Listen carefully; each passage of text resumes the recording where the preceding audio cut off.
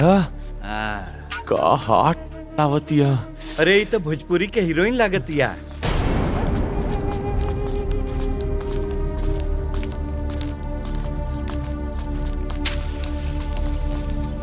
मतलब बिहार का भैया बड़ा टंच दिया हो। देवल जा। अरे हमार पैरवा छोड़ बे। भैया पैर ना पकड़ ले। अभी जा। तुम तो रिलैक्स करा तो। ये का बदतमीजी बा। प्यार से मांग रहा हूँ दे दो वरना जबरदस्ती पे आऊंगा। ऑफर छोड़। सीधे से मान जा, अच्छा रहेगा, नहीं तो ना कर देता हूँ। बचावा!